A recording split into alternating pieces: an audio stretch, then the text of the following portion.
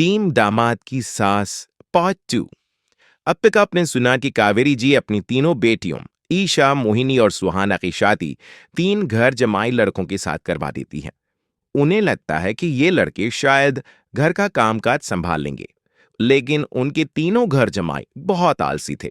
वो नौकरी भी नहीं करते थे। और बाहर का काम भी नहीं। कावेरी जी ने अपनी बेटियों से कहा कि वो प्रेगनेंसी का बहाना बनाकर अपने पतियों को सबक सिखाए। अब सुनिए आगे। मम्मी, आपने जैसा कहा था हमने वैसा ही किया, लेकिन देखिए ना, विवेक का हाल तो वैसा का वैसा ही है। घर में ना सुबह का नाश्ता बनता है और ना खाना। नौकरी पर जाने की बात करूं तो खाने को दौड़ते हैं मुझे।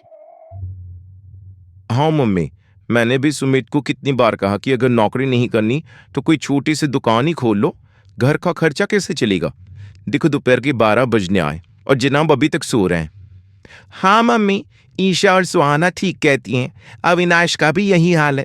जब मैंने अपनी प्रेगनेंसी के बारे में कहा तो मुझसे कहने लगा, अरे दूसरी लड़कियां तो 9 महीने तक नौकरी करती है, बस डिलीवरी के टाइम छुट्टी लेती है।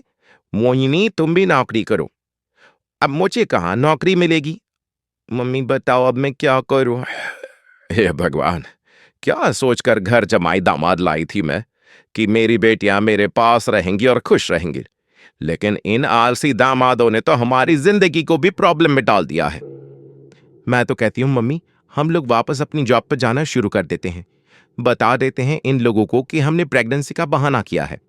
नहीं नहीं बेटा, ऐसी गलती भी मत करना। अगर तुमने ऐसा किया तो इन तीनों की आदत और खराब हो जाएगी। अरे आज नहीं तो कल कभी तो तुम प्रेग्नेंट होगी, तब वापस यही प्रॉब्लम आएगी। तब क्या करोगी तुम तीनों? हाँ मम्मी, आपकी बात तो बिल्कुल सही है। इन लोगों को तो सुधारना ही पड़ेगा। लेकिन कैसी? अपने बच्चों के आने की खबर सुनकर भी इन लोगों पर कोई असर नहीं हो रहा। पैसे कमाने के लिए घर से बाहर निकलना ही नहीं चाहते ये तीनों। अब मेरे दिमाग में एक प्लान आया है। तुम तीनों चिंता मत करो, उन तीनों को बुलाओ, फिर मैं बात करता हूं। थोड़ी देर बाद कावेरी जी अपने तीनों दामादों को सामने बुलाकर अपनी बात कहना शुरू करती हैं। अविनाश, सुमित और विवेक, देखो बेटा, मैं ना तुम तीनों से बड़ा प्यार करती हूं, इसीलिए तो तुम्हें घर जमाए बना कर रखा है मैंने। अरे मम्मी जी, सीधे सीधे कहिए ना, क्या बात है? प्यार तो हम भी आपको बहुत करते हैं। अरे मम्मी जी, आपकी इज्जत भी बहुत करते हैं। अरे भाई, आपके जैसी सास और कमाने वाली बीवी सबको मिलती है क्या? हाँ मम्मी, विवेक और सुमित ठीक कह रहे हैं। आपकी बेटी से शादी करके मेरी तो जिंदगी ही अच्छी हो रही है। जानती हूं मैं, और ये भी जानती हूं कि तुम तीनों अपने अपनी बीवियों से बहुत प्यार करते हो। बेटा, बात ऐसी है कि हमारे कुल गुरु ने कहा है कि प्रेग्नेंट होने के बाद मेरी तीनों बेटियां शुरू के 4 महीने हमारे गांव में जाकर रहेगी, जहां मेरे चाचा जी रहते हैं। अरे लेकिन क्यों मम्मी, गांव में जाकर रहने की क्या जरूरत है इन तीनों को?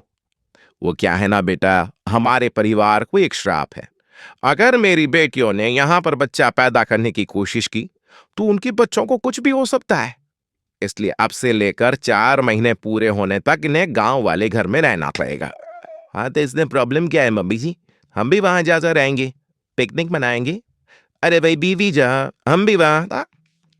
हाँ यार, आइडिया तो बहुत अच्छा है।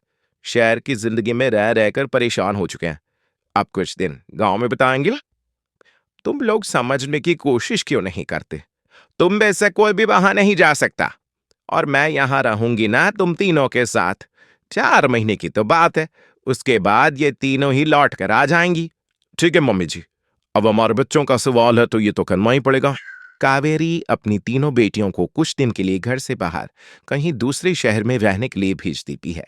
कुछ दिनों के बाद, अरे मम्मी जी, बहुत दिन से पिज्जा नहीं खाया, मंगवाइए ना। क्या बताऊं बेटा, पहले तो बेटियां खर्चा दे देती थी क्योंकि उनकी नौकरी थी, लेकिन अब तो मेरे पास पैसे ही नहीं बचे। थोड़े बहुत पैसे हैं जो बच्चों की डिलीवरी में काम आएंगे। लेकिन मम्मी जी, आपकी बेटियों को वापस आने में तो भी बहुत वक्त बाकी है। वही सोच सोच कर परेशान हो रही हूँ। सोच रही हूँ कल से दूध भी बंद करवा देती हूँ। अब दूध वाले को देने के लिए पैसे भी तो नहीं है ना। अरे मेरी मम्मी की, अगर दूध भी बंद करवा दोगी तो मुझे चाय कहाँ से मिलेगी? और चाय के बिना मैं तो मर ही जाऊंगा। क्या करूं बेटा, इसके अलावा हमारे पास कोई ऑप्शन नहीं है।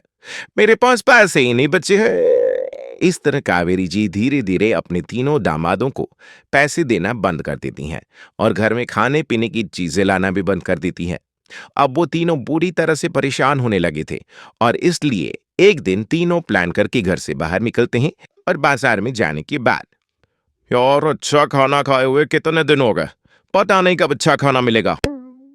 हमारी बीवियों के जाने के बाद तो हमारी हालत भिखारियों जैसी हो गई है यार। कुछ भी हो, मुझे तो आज पिज्जा खाना ही खाना है।